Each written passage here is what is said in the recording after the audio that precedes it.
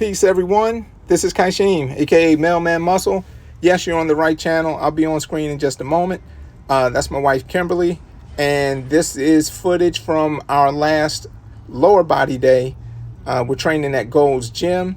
And one of the things that both of us were doing was incorporating deadlifts into our leg or lower body workout. Quick bit of housekeeping. If you've been here before, welcome back to the channel. If you've never been here before, this is our first time meeting. Yes, I really am a mailman. I've been doing that for over 18 years. I've also been training for over 20 years. 15 of those years have been spent in competitive powerlifting. And just this year, I stepped into the world of bodybuilding. All of this done natural, without drugs. And I was fortunate to win my pro card in the OCB in my first show this year. I placed third overall in my second show on October 12th. And now I'm looking ahead to OCB's biggest show, the Yorton Cup. I plan to compete in that in September of 2025. So I have 47 or so weeks to go at the time of this recording. Kimberly and I have been married for 23 years. We have 3 children.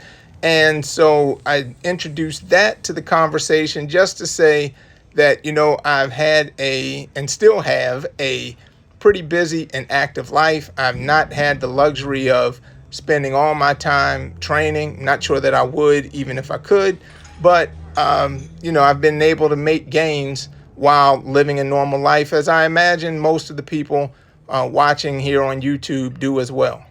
And what you've seen me doing in the first clip and now this one, first with the empty bar and here with one plate on each side, is warming up for the first movement of the day, which is a stiff-legged or Romanian deadlift. You know, some people use them interchangeably. Others say that there are some variants between the two. I don't really want to get into all of that because that's not the main point of this video. The point is, how do we incorporate deadlifts into our lower body day? Because one of the big questions over the years has been, should deadlifts be done with legs or with back? Are they a leg exercise? Are they a back exercise? And in terms of this question, I'm talking about the conventional deadlift. That's what most people seem to mean when they're asking about whether or not it should be included on back or leg day. Most people, I think, understand that variations of it are tailored to one or the other. But then back to whether or not the deadlift is a leg exercise or back exercise. Really, they're both and more. So you could do them on either. And if folks are curious, would like me to do a separate video on how to incorporate them into back day, just let me know in the comments. But here I'm doing them on leg day, so we'll go with that for now. As you can see, the variation that I'm doing and my wife is also doing in the back, again, the stiff-legged or Romanian deadlift, I'm doing them standing on a block so that I can get a deeper stretch in the bottom, increases the range of motion a bit. She's doing them from the floor. Either variation is fine. But we're starting with this because for me, the first rule, I guess, if you want to call it that, to doing deadlifts on leg day is not to do the conventional deadlift first. Do not make that your first exercise for the day if you're doing them on leg day. Of course, there are exceptions to every rule. In this case, an exception would be if you are a power lifter or you're someone who is training the deadlift for the purpose of increasing your strength, perhaps 1 rep max in the deadlift. In that case, if you're pairing deadlift with other lower body exercises, then sure, go ahead and train it first. Just like you would train squat first or bench press first if that was, you know, your focus for that particular day. At least that's how I tended to do it when I was competing in powerlifting. But if you're training primarily to increase muscle size, hypertrophy, that's what you're after, then in most cases, I think you'd be better served doing one of the deadlift variations earlier in the workout. And as you're going to see in a moment, with the way I'm training in this session, use the variation as a warm-up for the conventional deadlift. But because you've already, taxed yourself through, the deadlift variation or through another exercise, I mean, you don't have to start with a deadlift variation. That's just what I'm doing here, because this is a hamstring focused lower body session. And also, for the sake of time, I'm already on a platform, already have a loaded bar. I didn't want to leave that, do other stuff, and then come back to the bar, hope that the platform's empty, reload it, etc. I'm already doing a hip hinge. My body's pretty much primed for that movement pattern. So it's not a really big shift to go from the deadlift variation straight to the conventional deadlift. But whether you do it after the, this deadlift variation or some other exercise, if there's a second rule, I would say make sure that you do it after your heaviest hamstring / hip hinge exercise of the day. Now in this workout, I'm starting with a hip hinge. But let's say you started with a more quad dominant exercise. Let's say you started with a squat or leg press, heck, even a leg extension. And then you were to follow that with a leg curl or a stiff-legged deadlift. I would still put the conventional deadlift after all of that because, for one, for the quad movement, you're going to want to use as much weight as possible. Two, for the hamstring or hip hinge, you still want to be able to use as much weight as possible. If there's an exercise that you want to be willing to use less weight on, but still get a good muscle building stimulus, in this case, it would be the conventional deadlift because it doesn't isolate anything. It kind of hits everything. It's an all-around muscle builder as far as hypertrophy goes. Once again, if you are lifting for the primary purpose of strength, building your 1 rep max in the deadlift, then when you're doing those, you should start with them. But if hypertrophy is your number one reason for being in the gym, then do other heavy lifts first. Do the lifts that target the hamstrings and glutes, which deadlifts also hit. Do those first, and then you don't have to use as much weight when you do get around to the conventional deadlifts. Yeah, that's not gonna work. Here, my wife happens to be using as much weight as she's used in years on a deadlift single.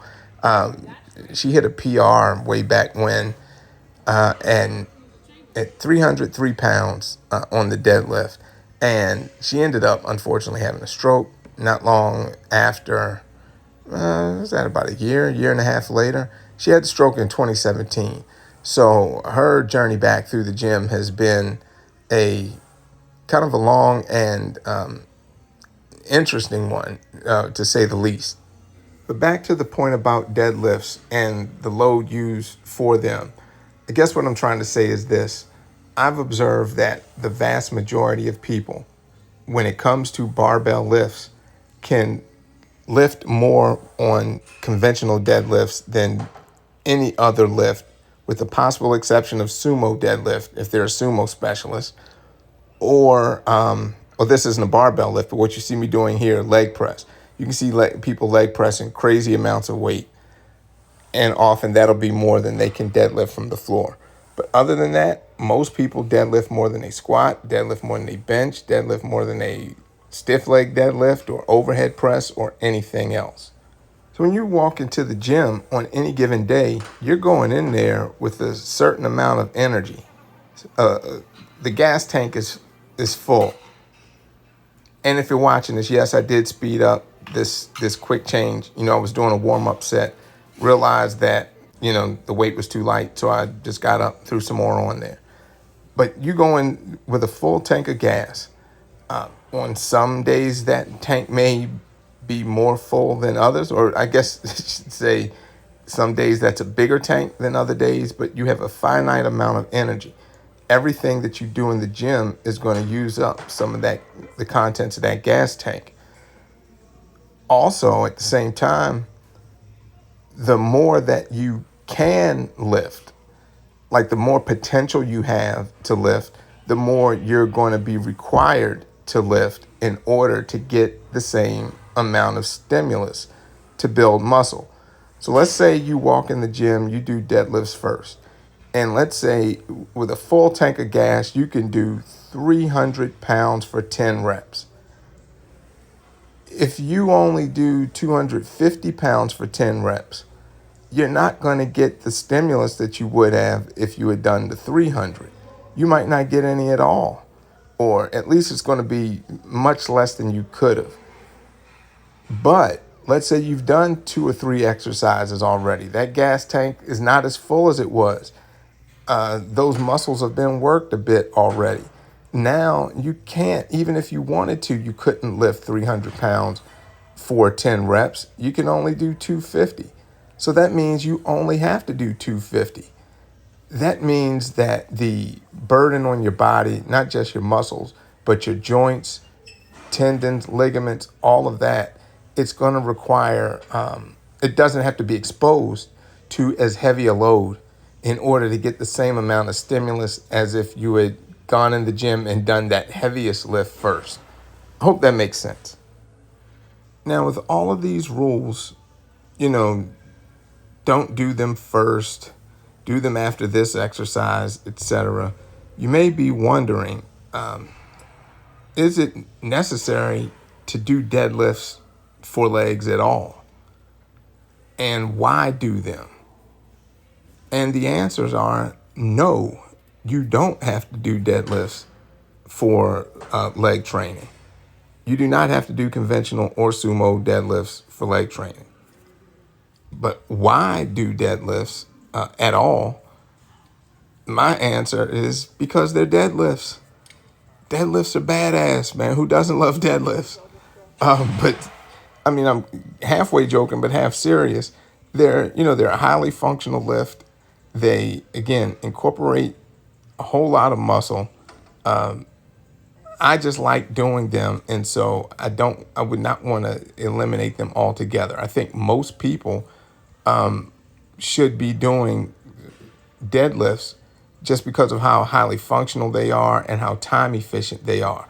Most people going to the gym are not competing in bodybuilding or powerlifting, and so the deadlifts are an incredibly time efficient way just to work a whole lot of muscle.